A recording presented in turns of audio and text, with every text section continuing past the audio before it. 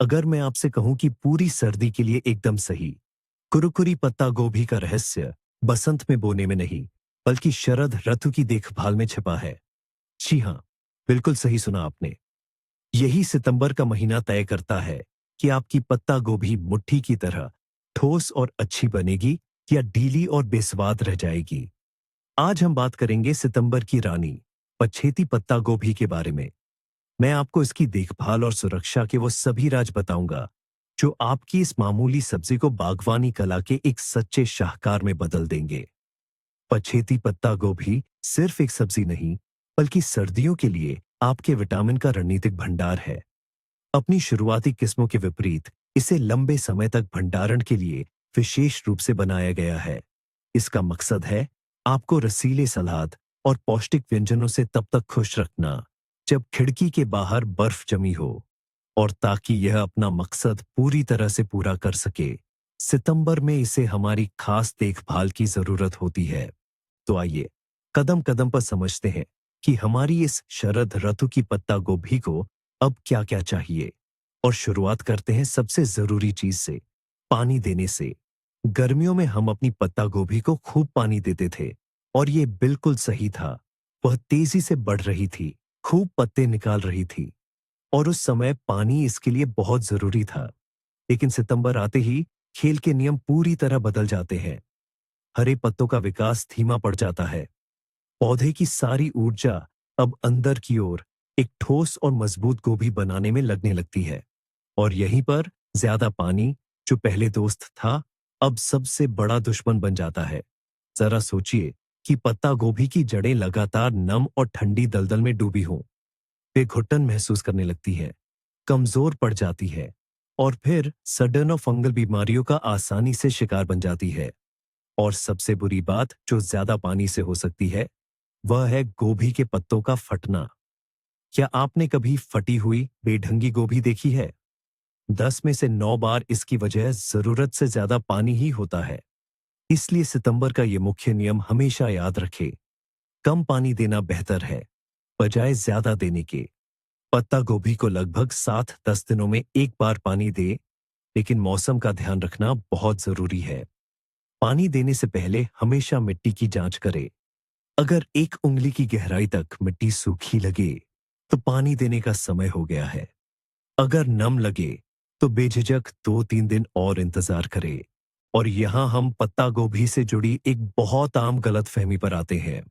सितंबर में कई माली सिर्फ आकार के पीछे भागते रहते हैं, ये मानते हुए कि जितना ज्यादा पानी मिलेगा, पत्ता गोभी का बंद गोभी उतना ही बड़ा होगा। वे पड़ोसी के खेतों को देखते हैं, आपस में मुकाबला करते हैं कि कौन तरबूज के आकार का बंद गोभी उगाएगा। लेकिन आइए एक पल रुकें और सोचें, क्या हमें प्रदर्शनी में दिखाने के लिए रिकॉर्ड बनाने वाला बंद गोभी चाहिए, या सर्दियों के लिए अच्छी गुणवत्ता वाली सब्जी? पत्ता गोभी को ज्यादा पानी देने से हमें सघनता नहीं मिलती, बल्कि वह ढीला और पानीदार हो जाता है।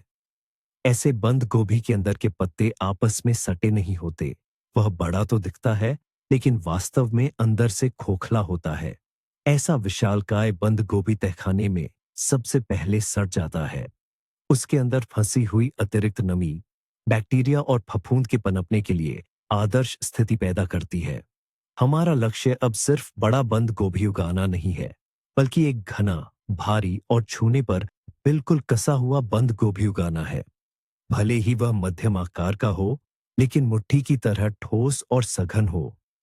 ऐसा ही मजबूत बंद गोभी अपना स्वाद और कुरकुरापन बरकरार रखते हुए पूरी सर्दी तक चलेगा। तो आइए अपनी प्राथमिकताएं बदलें, आकार नहीं, बल्कि गुणवत्ता और सघनता। अब बात करते हैं मिट्टी की। सितंबर में गोभी के पौधों के आसपास मिट्टी को ढीला करना, यानी गुड़ाई करना, महज एक शौक नहीं है, बल्कि यह एक बेहद जरूरी काम है। इसका सीधा असर जड़ों के स्वास्थ्य पर पड़ता है।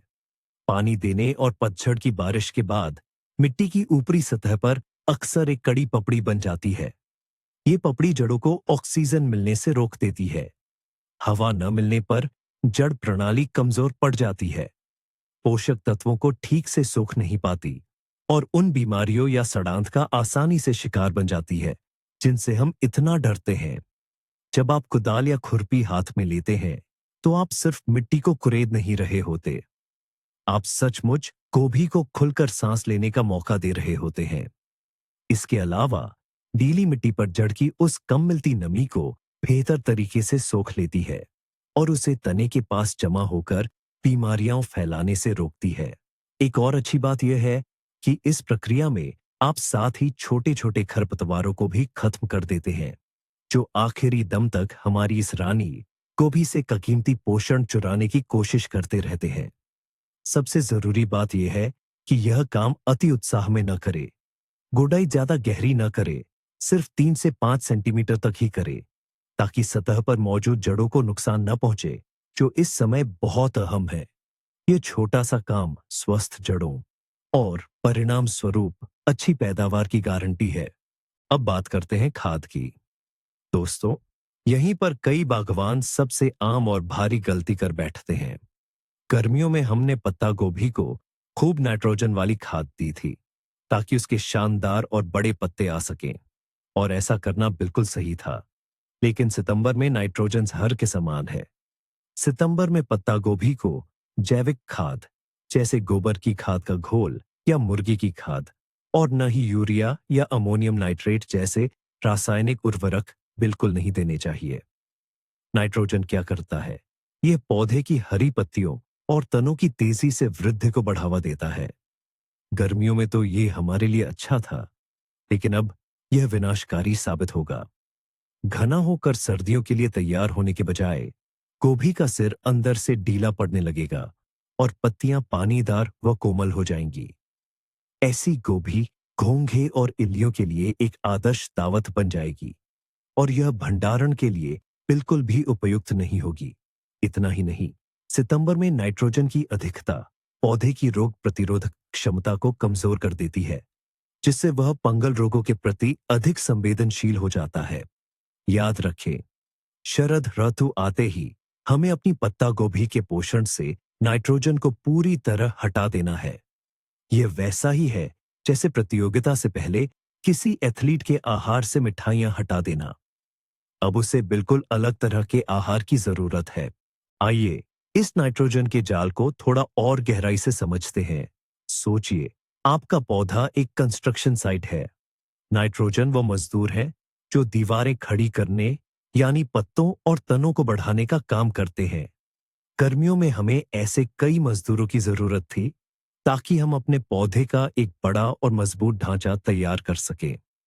लेकिन सितंबर में इस निर्माण कार्य को एक नए चरण में जाना चाहिए, अंदरूनी फिनिशिंग का काम। हमें चाहिए कि पत्ता गोभी का सिर घना हो, उसमें शर्करा और विटामिन जमा हो, और वह लंबे समय तक भंडारण के लिए तैयार हो।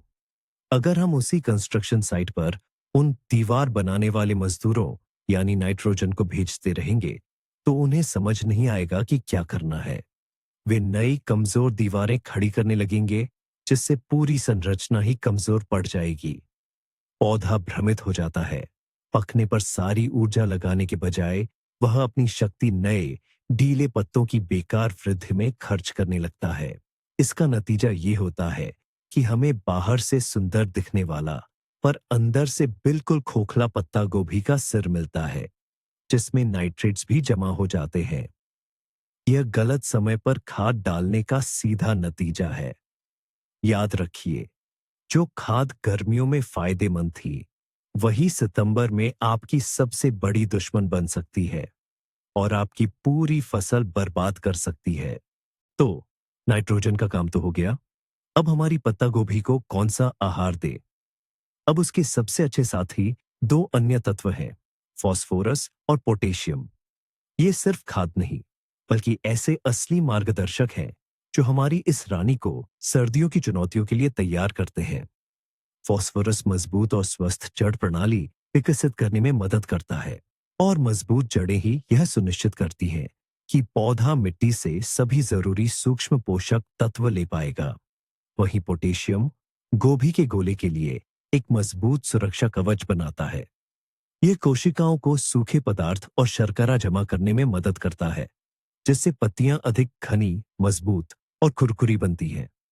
पोटेशियम ही पत्ता गोभी को लंबे समय तक ताजा और भंडारण योग्य बनाए रखता है। फास्फोरस और पोटेशियम मिलकर पौधे की रोग प्रतिरोधक क्षमता और पाले के प्रति उसकी सहनशीलता को बढ़ाते हैं। सितंबर में खाद डालने के लिए सबसे अच्छा विकल्प है मोनोपोटेशियम फॉस्फेट या पोटेशियम सल्फेट को सुपर फॉस्फेट के साथ मिलाकर इस्तेमाल करना। आप लकड़ी की राख का भी उपयोग कर सकते हैं, जो पोटेशियम और कई अन्य उपयोगी सूक्ष्म पोषक तत्वों से भरपूर होती है। यही वह सब कुछ है जो पत्ता गोभी को सर्दियों का डटकर सामना करने और महीनों तक अपनी गुणवत्ता बनाए रखने के लिए चाहिए। इस प्रक्रिया को ऐसे समझें। पत्ता गोभी की जड़ों की कल्पना कीजिए, जो खुद को सर्दियों के लिए तैयार कर रही है। गर्मियों में वे पतले धागों जैसी थीं, जो पत्तों के विकास के लिए पानी सोखती थीं। लेकिन अब फास्फोरस की मदद से वे मोटी और मजबूत हो जाती है और जमीन में और गहराई तक जाती है। वे मानो आने वाले ठंडे समय के लिए अपनी शक्ति संचित कर रही हैं। ये उनके लिए सर्दी के मौसम का आधार है। अब पत्ता गोभी के मुख्य गोले पर आते हैं।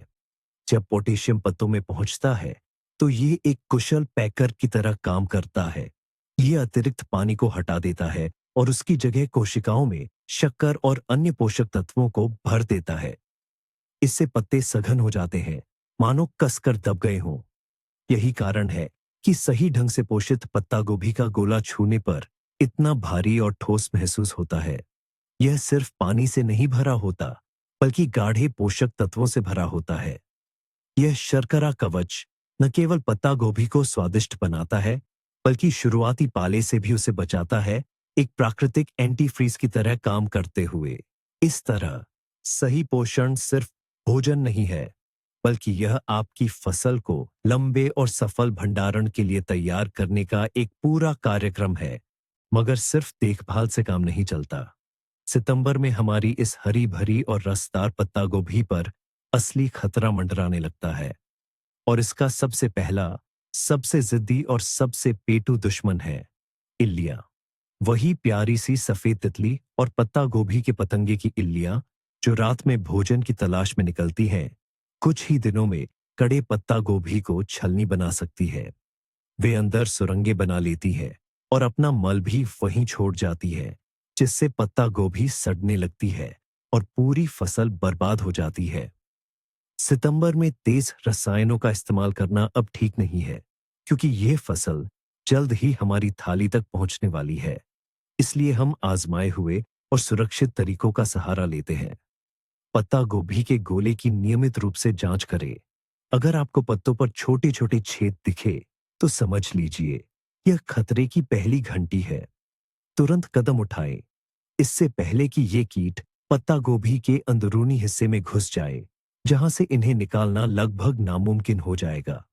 इन छोटे पेटू कीटों को कम मत आंकिए। ठंडे मौसम में तो इनकी भूख और भी बढ़ जाती है। तो बिना किसी रसायन का इस्तेमाल किए अपने खेतों और क्यारियों से कीटों को दूर कैसे भगाएं? इसके लिए कई बेहद असरदार घरेलू उपाय हैं। पहला तरीका है पौधों पर पाउडर छिड़कना। बराबर मात्रा में लकड़ी की राख और तंबाकू का पाउडर मिलाएं।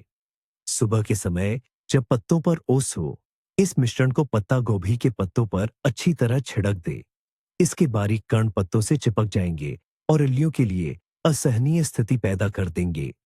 उन्हें इस तरह की चीज का स्वाद और गंध दोनों ही पसंद नहीं आते। दूसरा उपाय है स्प्रे तैयार करना। 2 बड़े चम्मच सरसों का पाउडर और 2 बड़े चम्मच नमक लें। इसे 10 लीटर पानी में घोल लें। इसमें थोड़ा सा लिक्विड सोप या शैम्पू मिलाएं, ताकि यह पत्तों पर अच्छी तरह चिपक जाए। और फिर पत्ता गोभी पर चारों तरफ से अच्छे से छिड़काव करें। इल्लियां इस तरह का तीखा सॉस बिल्कुल पसंद नहीं करती। और तीसरा, सबसे आसान तरीका, यदि कीटों की संख्या कम हो, तो हाथों से पकड़ना है। दस्ताने पहने और पत्ता गोभी के पत्तों को ध्यान से देखें। उन पर से इल्लियों को एक एक करके हटा दें। इन सभी तरीकों में नियमितता जरूरी है, लेकिन ये आपके और आपकी फसल दोनों के लिए पूरी तरह से सुरक्षित है। पर सिर्फ इल्लियां ही अकेली शिकारी नहीं होती। एक और दुश्मन भी है, जो रात के अंधेरे में शिकार पर निकलता है। वह अपने पीछे पत्तों पर चमकदार चिपचिपी लकीरें और बड़े बड़े छेद छोड़ जाता है। जाहिर है, मैं स्लग की बात कर रहा हूं। ये चिपचिपे विध्वंसक कीट नम पतझड़ के मौसम और गोभी के कोमल पत्तों को बहुत पसंद करते हैं। दिन में ये छिपी हुई जगहों पर दुबके रहते हैं और जैसे ही शाम होती है, दावत उड़ाने के लिए बाहर निकल आते हैं। इन्हें खास तौर पर नई बन रही कोमल पत्ता गोभी के गोले बहुत पसंद आते हैं। आपके पत्ता गोभी की बाजारी कीमत बिगाड़ना इनके लिए एक रात का खेल है। इनसे लड़ना संभव भी है और जरूरी भी। इनके लिए ऐसी बाधाएं खड़ी करके जिन्हें ये पार न कर सके। सबसे जरूरी है कि आप योजनाबद्ध तरीके से काम करें, क्योंकि स्लग बहुत हठी होते हैं और आपकी सुरक्षा में कमियां तुरंत ढूंढ लेते हैं। इंतजार न करें कि वे आधी फसल छट कर जाएं। उनके पहली बार दिखने पर पत्तों में अजीब से छेद और उनकी लकीरें दिखते ही तुरंत उपाय करना शुरू कर दें। घोंघों से अपनी पत्ता गोभी को बचाने के लिए सबसे आसान चीजों से असरदार उपाय कैसे किए जा सकते हैं? एक बहुत ही कारगर तरीका है पत्ता गोभी के पौधों के चारों ओर मिट्टी पर कोई नुकीली और सूखी चीज बिछाना।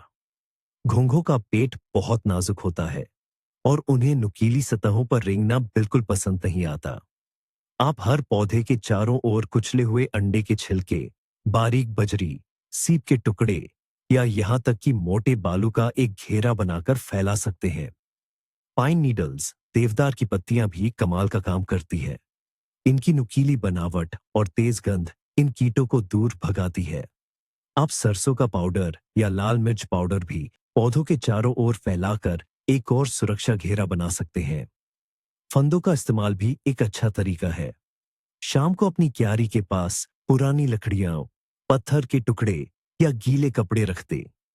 घोंघे दिन भर के लिए उनके नीचे छिप जाएंगे और सुबह आपको बस इन कीटों की फसल बटोरनी होगी। ये आसान लेकिन असरदार तरीके आपकी पत्ता गोभी को बिना किसी हानिकारक रसायन के इस्तेमाल के सुरक्षित रखने में मदद करेंगे। दिखने वाले दुश्मनों के अलावा कुछ अदृश्य खतरे भी होते हैं, यानी बीमारियां। और शरद ऋतु की पत्ता गोभी की सबसे बड़ी समस्या है विभिन्न प्रकार की सड़न, खासकर भूरी और सफेद सड़न। ये फफूंद जनित रोग ठंडे और नम मौसम को बहुत पसंद करते हैं, जो सितंबर के महीने में अक्सर देखने को मिलता है। पौधों का पास पास लगाना, पत्तों पर लगातार नमी बने रहना और खरपतवार, ये सब फफूंद के पनपने के लिए एक आदर्श वातावरण बनाते हैं। यह बीमारी शुरुआत में ज्यादा नजर नहीं आती।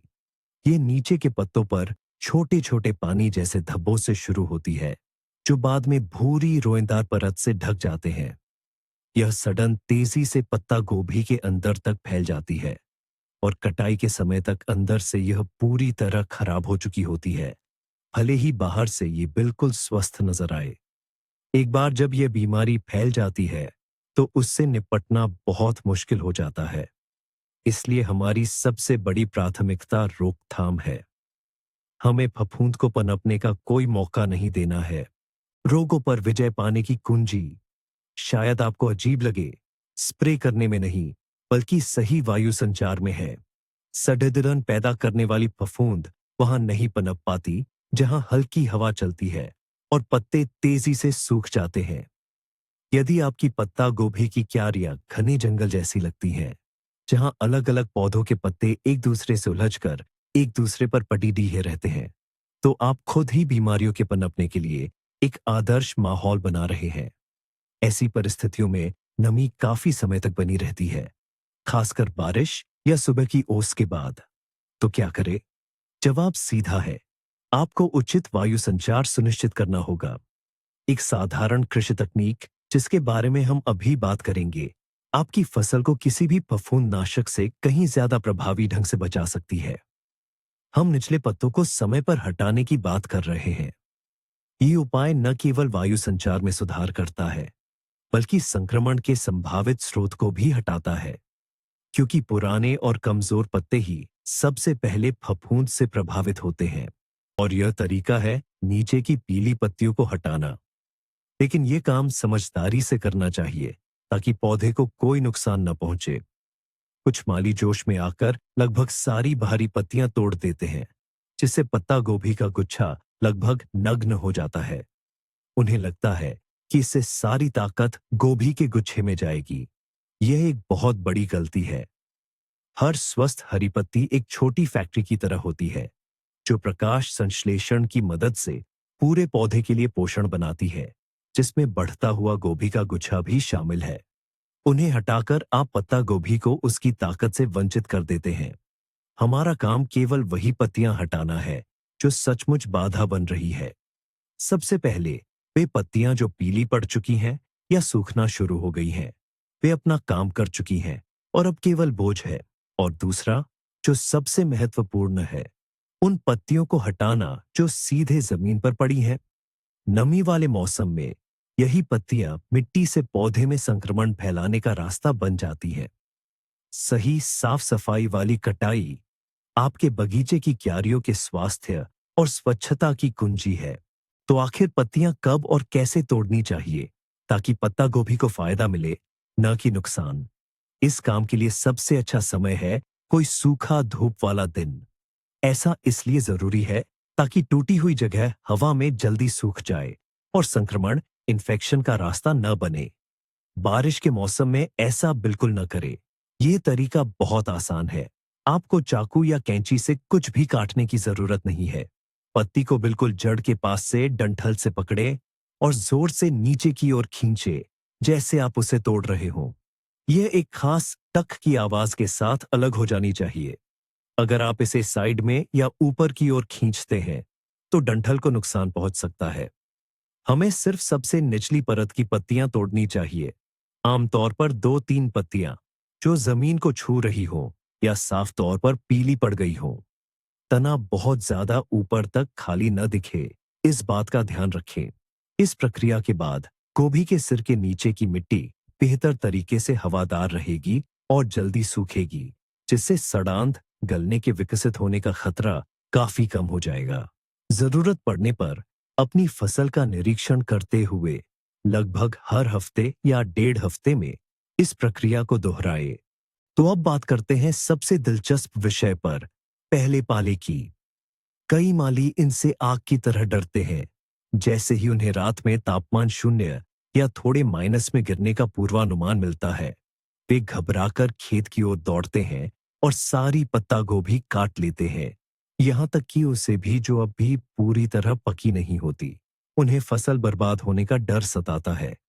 लेकिन क्या होगा अगर मैं आपसे कहूं कि देर से पकने वाली पत्ता गोभी के लिए हल्का पाला दुश्मन नहीं, बल्कि एक वरदान है? जाहिर है, मैं -5-7 डिग्री सेल्सियस के तेज पाले की बात नहीं कर रहा, जिससे पत्ता गोभी के कोचों को नुकसान पहुंच सकता है। लेकिन तापमान का -1-2 या यहां तक कि 3 डिग्री तक कुछ समय के लिए गिरना देर से पकने वाली किस्मों के लिए न केवल हानिकारक नहीं होता, बल्कि उन्हें और भी बेहतर बनाता है।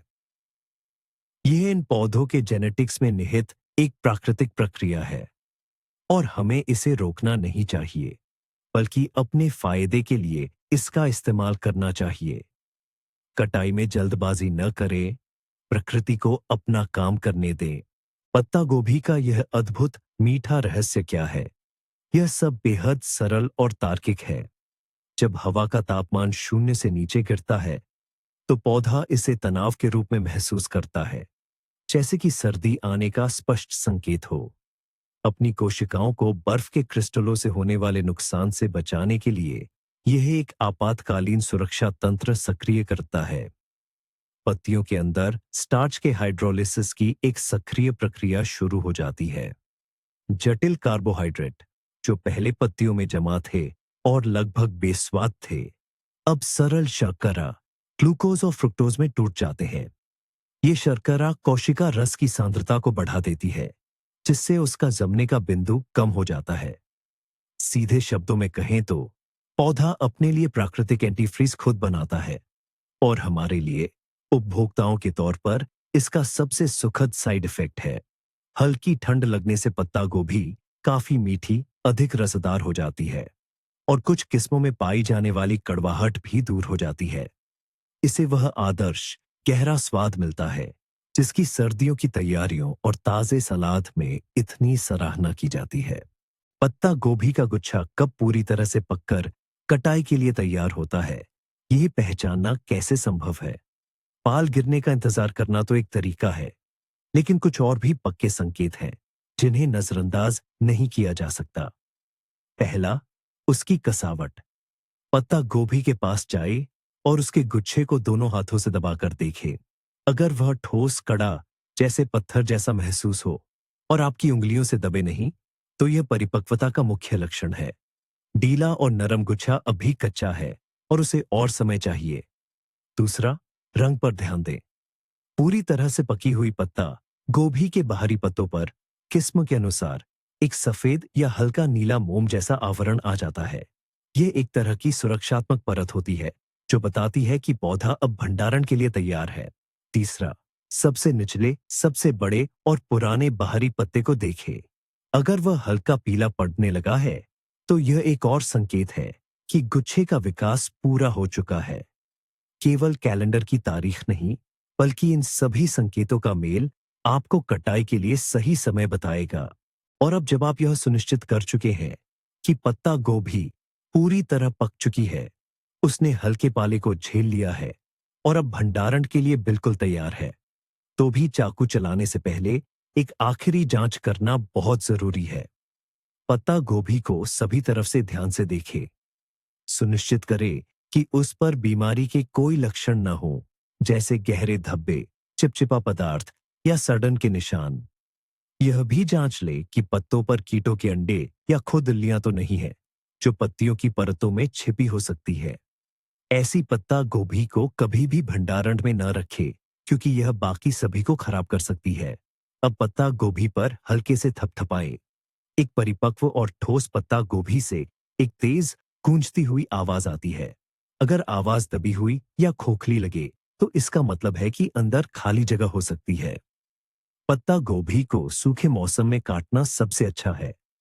एक तेज और लंबे चाकू से पत्ता गोभी को काटे, जिसमें डंठल को 3-4 सेंटीमीटर लंबा और 2-3 बाहरी ढीले पत्तों के साथ छोड़ दें। ये पत्ते भंडारण के दौरान अतिरिक्त सुरक्षा प्रदान करेंगे और उपयोग से पहले आप उन्हें आसानी से हटा देंगे। यह अंतिम जांच सुनिश्चित करती है कि भंडारण के लिए केवल सबसे स्वस्थ और अच्छी गुणवत्ता वाले नमूने ही जाएंगे। अब बात करते हैं सबसे कमाल की बात की। पाला पड़ने की पहली खबर मिलते ही कई माली घबरा जाते हैं और जल्दबाजी में अपनी सारी पत्ता गोभी काट लेते हैं। मगर यहाँ एक कमाल का ट्विस्ट है। हल्का पाला, जो लगभग -2-3 डिग्री सेल्सियस तक हो, वह पत्ता गोभी का दुश्मन नहीं, बल्कि सबसे अच्छा दोस्त होता है। ठंड के इस तनाव के कारण पौधा सक्रिय रूप से स्टार्च को शर्करा में बदलना शुरू कर देता है। यह एक तरह का प्राकृतिक एंटी फ्रीज होता है, जो उसकी कोशिकाओं को नुकसान से बचाता है।